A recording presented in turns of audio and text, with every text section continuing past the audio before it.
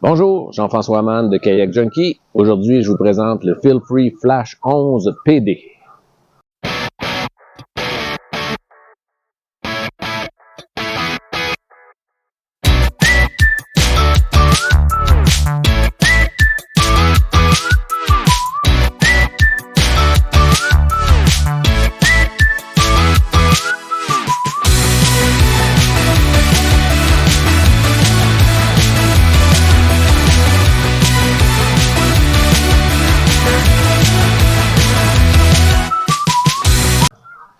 Qu'est-ce que le Feel Free Flash 11 PD? C'est un kayak hybride, donc un kayak entre un kayak de pêche et un kayak récréatif, à pédale. Donc, on va pouvoir pédaler au lieu de pagayer. Pourquoi pédaler? Ben, premièrement, ça nous libère les mains si on veut pêcher, si on veut prendre des photos facilement de la nature sans avoir à se diriger avec la pagaie. Deuxièmement, ou troisièmement plutôt, ça nous permet aussi d'avancer très rapidement. Un pédalier comme ça, c'est beaucoup plus efficace qu'une pagaie. Souvent, on va penser à un pédalo dans le temps qui était fait très carré avec une cage d'écureuil qui tournait. C'était assez difficile de faire avancer ça. Alors qu'avec ce type de pédalier-là, c'est très efficace, ça avance vraiment facilement. De plus, nos jambes, en général, sont plus endurantes que nos bras. Donc, on va pouvoir parcourir de plus grandes distances sans se fatiguer, surtout si on n'a pas une très bonne technique de pagaie, comme certains kayakistes de plaisance à l'occasion. Donc, pourquoi un kayak hybride à pédale serait plus intéressant qu'un kayak de pêche à pédale pour monsieur, madame, tout le monde qui veulent aller faire des promenades sur la rivière ou sur le lac? C'est surtout dans la largeur de l'embarcation. Un kayak comme ça est plus étroit qu'un kayak de pêche, donc il va nous permettre de mieux fendre l'eau quand on avance et on va pouvoir comme ça avancer avec moins d'efforts pour pouvoir parcourir à ce moment-là des plus longues distances en se fatiguant moins.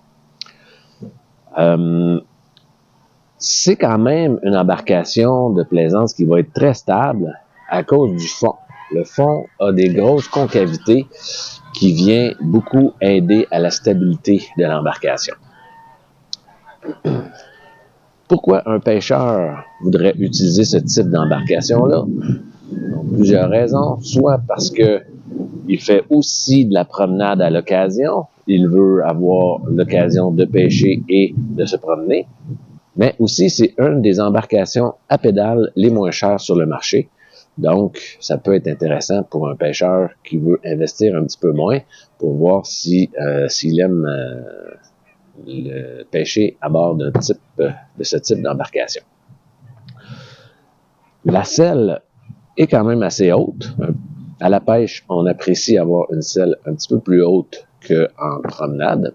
Pour le kayakiste récréatif, avoir une selle haute, c'est pas toujours un avantage. Par contre, avec un pédalier, on veut pas avoir les fesses trop basses pour ne pas avoir à lever les jambes trop hautes. Donc, c'est un avantage dans ce cas-ci, avoir la selle quand même un petit peu plus haute. C'est pas la plus haute sur le marché, loin de là, mais c'est plus haut qu'un kayak récréatif régulier.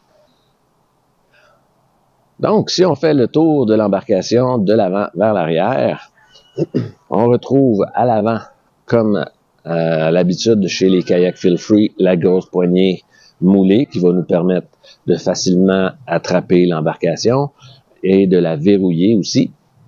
On peut passer un câble ici, un câble à vélo par exemple, pour verrouiller l'embarcation. À l'avant, on n'aura pas de coffre. On va avoir un X d'élastique comme ça pour venir placer quelques petits accessoires, un sac étanche ou des choses comme ça. On arrive ensuite au système de pédale. C'est le Rapid Drive de Feel Free, un système à courroie qui entraîne une hélice. Donc, c'est un système, comme j'ai déjà dit dans une vidéo précédente, un petit peu plus bruyante. On entend un petit peu plus les dents des guirs qui s'emboîtent. Mais pour le prix, c'est très intéressant. On retrouve ensuite les systèmes de rails de feel free. Donc, on a une rail de chaque côté sur lequel on va pouvoir installer soit un porte-canne à pêche, soit un porte-verre, un porte-caméra, quoi que ce soit, dans les systèmes de rails de feel free. Notez que ces feel free ont une dimension de rail légèrement différente de ce qui la plupart des autres utilisent. Donc, on va devoir se prendre un petit adapteur pour pouvoir utiliser les accessoires Scotty, Yak-Attack, Ram Mount et quoi que ce soit, là, la marque que vous désirez. Au plancher, on va retrouver deux petits tapis. Si on veut se mettre debout, ça va être un petit peu plus antidérapant et un petit peu plus silencieux aussi. Quand on marche ou si on bouge sur le tapis, ça va moins communiquer un bruit au fond du lac. Donc, pour les pêcheurs, ça peut être intéressant.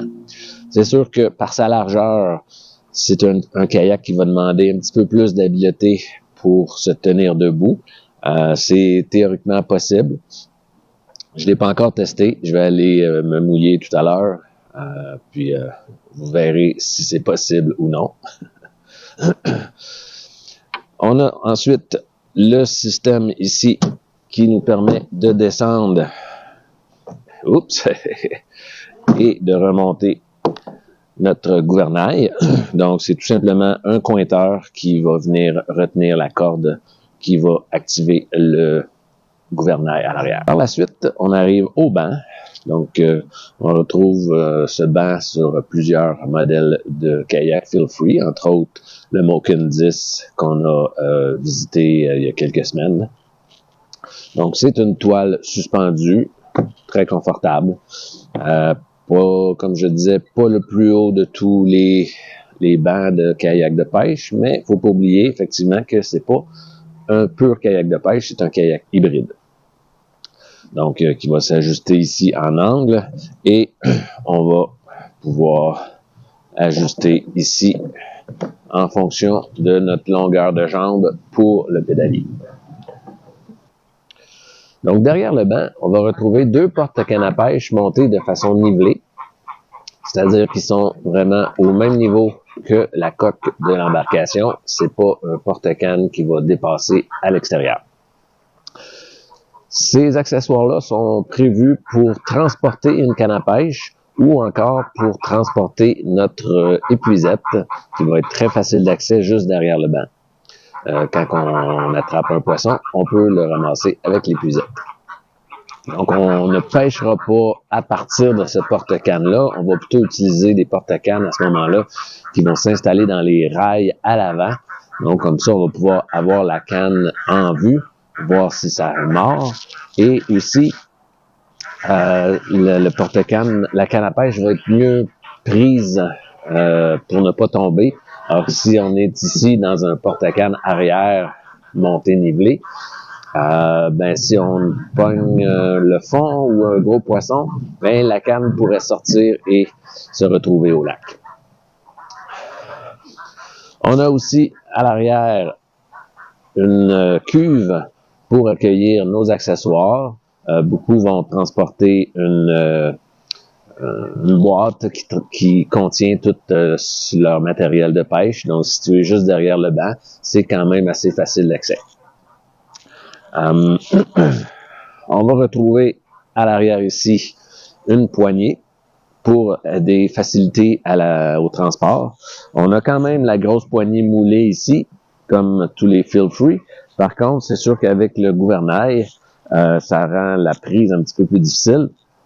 Donc, ils ont pensé mettre une poignée ici à l'arrière pour faciliter le transport. Notre gouvernail Beavertail, très efficace par sa dimension assez grande. Donc, gouvernail très intéressant. Sous l'embarcation, on va retrouver la roue typique de chez Feel Free, la roue qu'on appelle Keel in the Wheel. Ça va nous permettre de transporter l'embarcation en la faisant rouler sur la partie arrière alors qu'on est sur la partie avant. Par contre, sur des courtes distances quand même, des plus longues distances, c'est sûr que ça serait plus intéressant d'utiliser un vrai chariot qui va se placer sous le banc avec deux roues qui vont mieux garder l'équilibre. Mais pour des courtes distances, c'est excellent. À l'arrière ici, un petit bouchon, donc une purge si on a un petit peu d'eau qui est entrée à l'intérieur de l'embarcation par peut-être des petits trous, des petites vis, des trous de vis. Donc on va pouvoir vider l'eau à partir de la purge ici. C'est ce qui conclut mon essai du Feel Free Flash 11 PD. J'espère avoir répondu à toutes vos questions. Si ce n'est pas le cas, n'hésitez pas à m'envoyer des commentaires ou des messages. Sur ce, merci, à bientôt.